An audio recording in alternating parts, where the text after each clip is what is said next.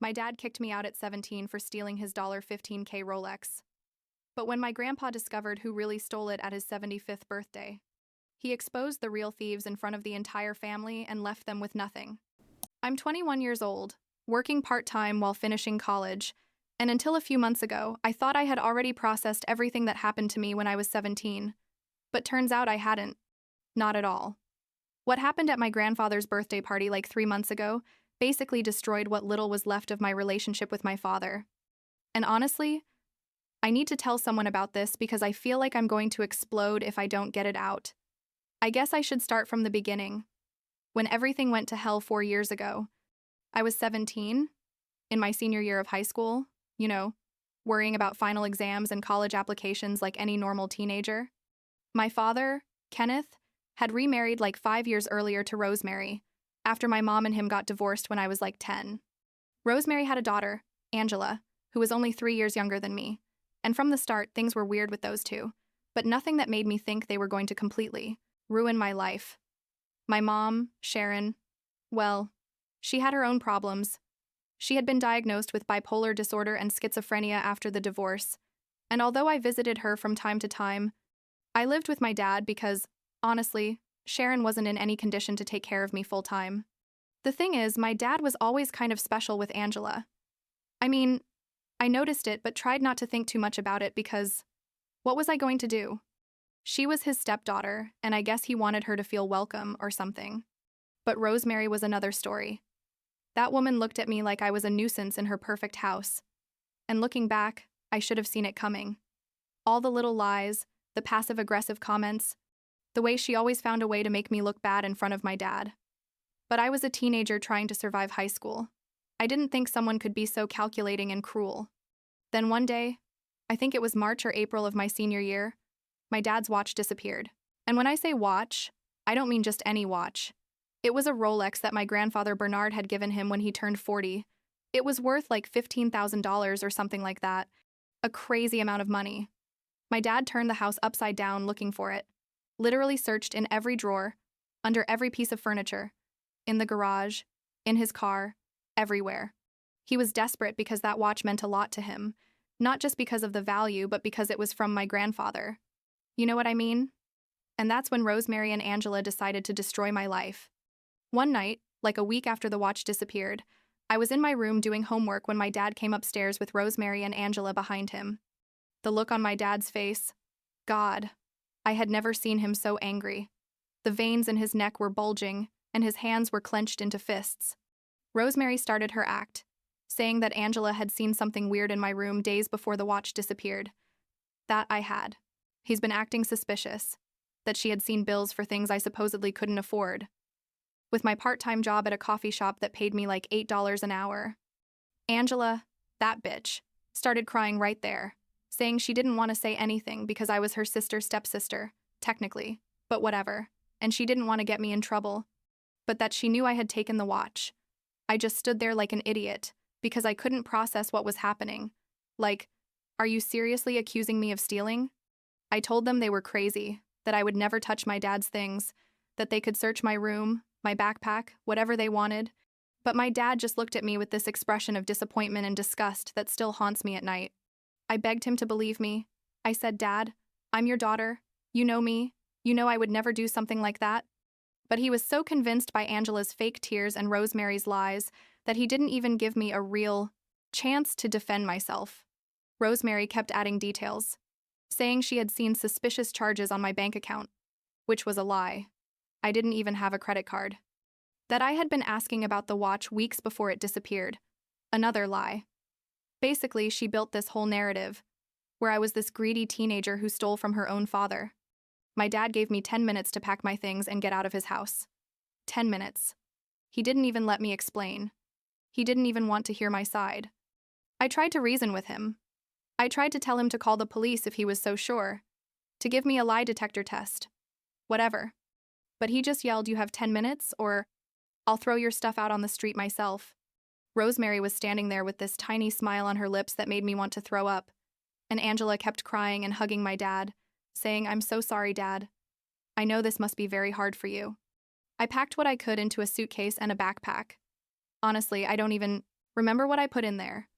I was on autopilot, with my hands shaking and my eyes burning because I didn't want to cry in front of them. I wasn't going to give them that satisfaction. When I came down the stairs, my dad was at the door waiting, and he told me, "I don't want to see you again. You're not welcome in this house, and if you try to contact us, I'm going to call the police." Just like that, after 17 years of being his daughter, I went out onto the street and all I could think was, what now? I didn't have friends close enough to ask them to let me stay with them. All my aunts and uncles lived in other states. My grandfather Bernard lived like 3 hours away, and I had no way to contact him without going through my dad. So I called my mom, Sharon, and explained the situation to her. She was in one of her good episodes, thank God, and told me to come to her house. I took the bus. He still had some money from my job, and got to her apartment like at 11 at night. Living with my mom those 4 years was, how do I say it? Complicated. She did her best. Really. She took her medications most of the time and tried to keep things stable. But there were days where she would lock herself in her room because the voices were too loud, or days where she was so manic she would clean the entire apartment at 3 in the morning. I finished my senior year of high school while working 35 hours a week to help with rent and expenses. I slept like 4 hours a night, but I graduated, and I even got a partial scholarship to State University. During those 4 years, not once did my dad try to contact me. Nothing. No messages, no calls, no attempt to find out if I was okay, if I was even alive. My grandfather Bernard didn't know what had happened either because, turns out, my dad told him that I had left the house because I wanted to live with my mom, that it was my decision and he was respecting it. Grandpa contacted me a couple times in those years, and I didn't tell him the truth because, honestly, I didn't want to involve more people in that mess. And part of me was ashamed.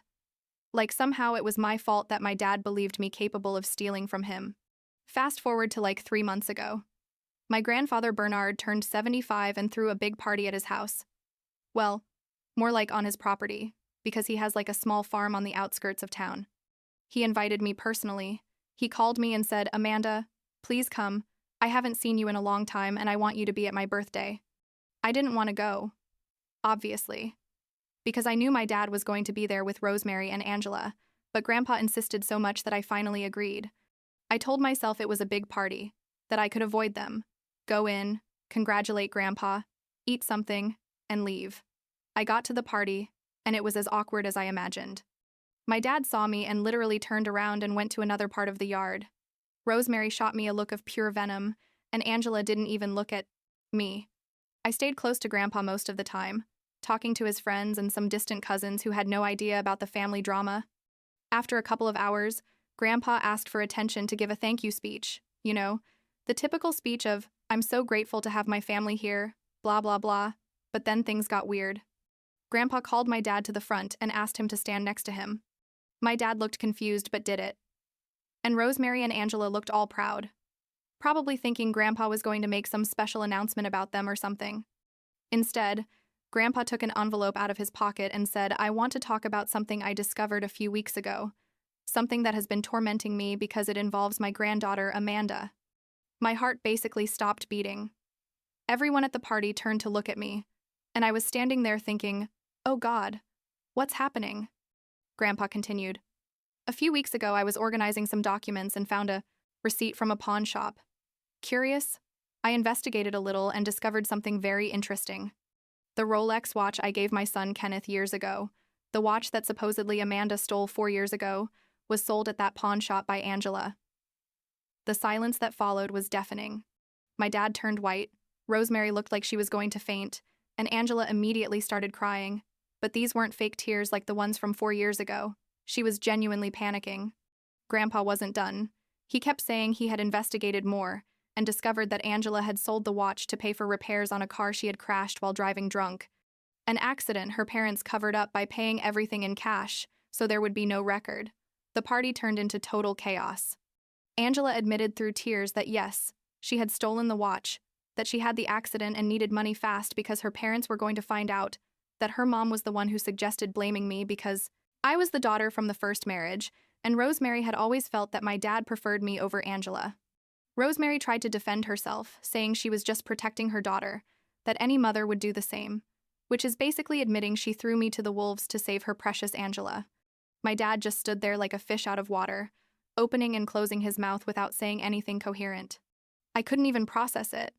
Like, did I really just get vindicated in front of my entire family after 4 years? But instead of feeling relief or happiness, I just felt this huge emptiness in my chest. Because what am I supposed to do with this information? Am I supposed to feel better because now everyone knows I'm not a thief? Those 4 years of struggle, of sleeping on my mom's couch, of working myself to exhaustion, of being treated like garbage by my own father, no apology was going to erase that. I left the party without talking to my dad. Grandpa followed me to my car and hugged me, crying, telling me how sorry he was, that if he had known earlier, he would have done something, that he should never have trusted my dad's version. I told him it wasn't his fault, that he had no reason to doubt his own son, and I left. 2 days later, my dad called me. I didn't answer the first 5 times, but eventually I did.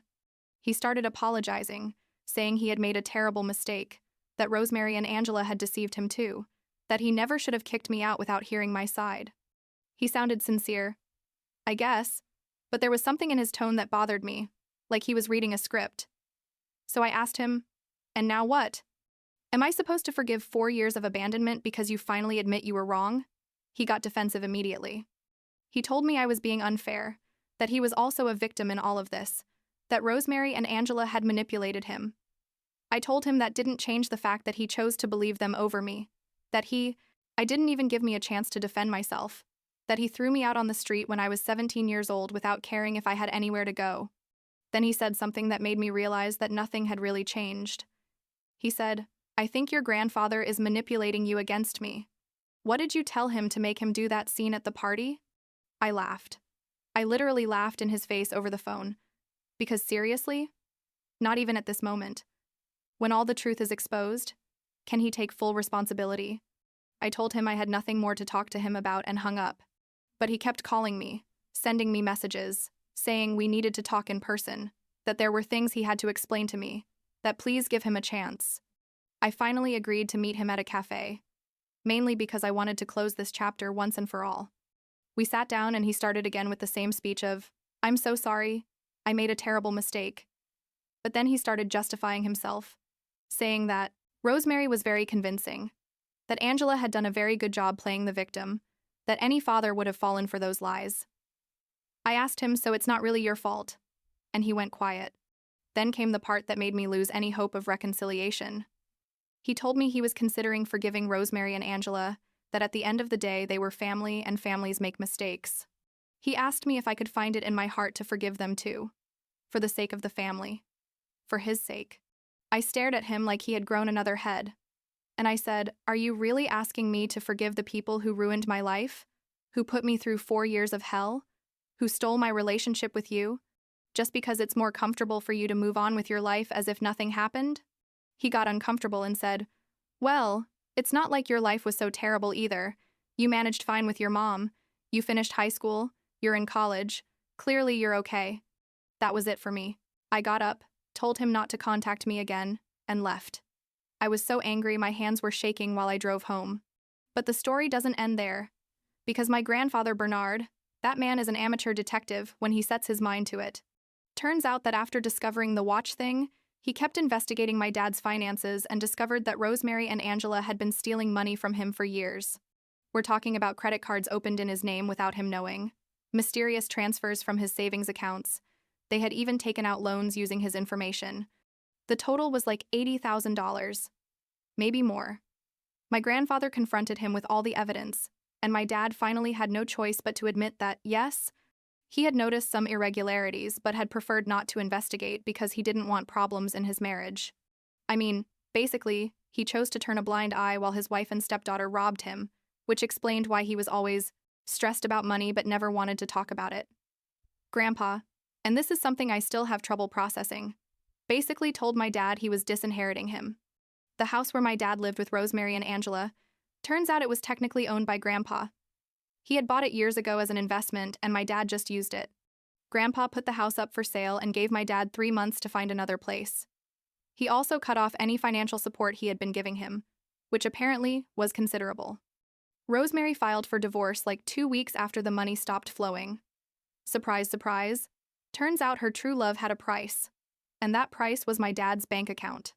Angela had to leave her expensive private university because no one could pay for it without Grandpa's money, and now she lives with her mom in a 2-bedroom apartment. My dad is living alone in a smaller place, working overtime to pay off all the debts Rosemary left in his name. He has contacted me several times since then, sometimes to apologize, other times to complain about how Rosemary and Angela betrayed him, as if he expected me to feel sorry for him. I told him clearly that I don't want to have any kind of relationship with him, that if someday he decides to really work on himself, do therapy, understand why he made the decisions he made, maybe we could talk. But until then, I don't want to know anything about him. Grandfather Bernard, on the other hand, has been amazing. He helped me move to a better apartment, closer to the university, and offered me financial support so I can focus on my studies without having to work so many hours. It's not that I need his money. I've been independent for 4 years, but it's nice to know that someone in my family really cares about me, you know? We see each other often now. We have lunch together every 2 weeks or so, and he tells me stories from when my dad was a kid, trying to understand at what point things got so twisted. The relationship with my mom, Sharon, has also improved. She's in a good place with her medication and treatment, and although I know there can be relapses, I'm grateful to have her in my life. She was the one who was there when no one else was, and that means more to me than any apology my dad can offer. How do I feel now? Honestly, it's complicated.